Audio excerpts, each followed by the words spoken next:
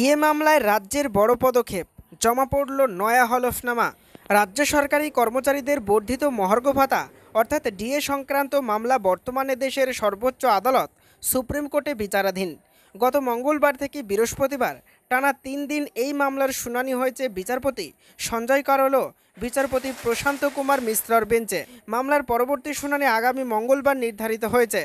তবে সেই শুনানির আগেই রাজ্য সরকার নিজেদের অবস্থান স্পষ্ট করতে ফের একটি পিটিশন জমা দিল সুপ্রিম কোর্টে। রাজ্যের দাবি, সূত্রের খবর, নতুন পিটিশনে রাজ্য সরকার জানিয়েছে ডিএর হার কোনো নির্দিষ্ট সূচক বা সূত্রের ভিত্তিতে নির্ধারণ করা হয় না, বরং এটি নির্ভর করে রাজ্যের আর্থিক সামর্থ্য এবং রাজস্ব নীতির উপর।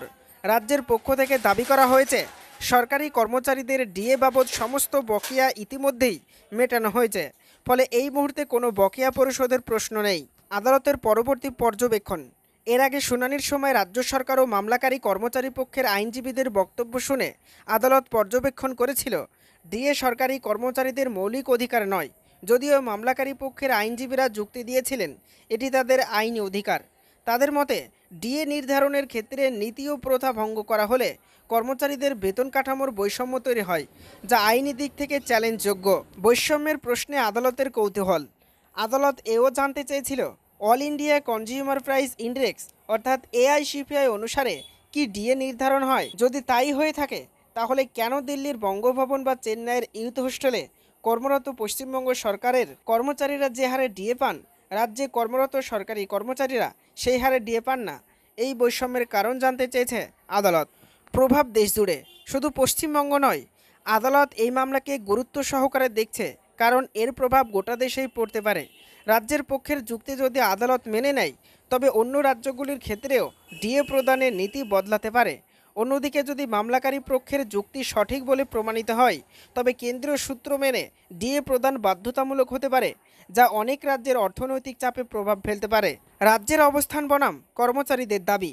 রাজ্য সরকারের দাবি, রাজস্ব পরিস্থিতি অনুযায়ী ডিএর হার নির্ধারণ করা যুক্তিসঙ্গত এবং বর্তমানে কোনো বকেয়া নেই।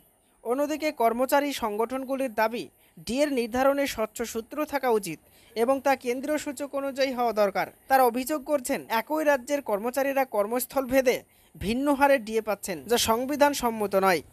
আগামী শুনানি গুরুত্বপূর্ণ।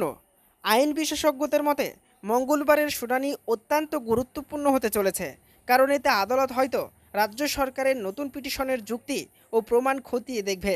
পাশাপাশি বৈষম্য সংক্রান্ত প্রশ্নে আদালতের স্পষ্ট দিক নির্দেশ আসতে পারে।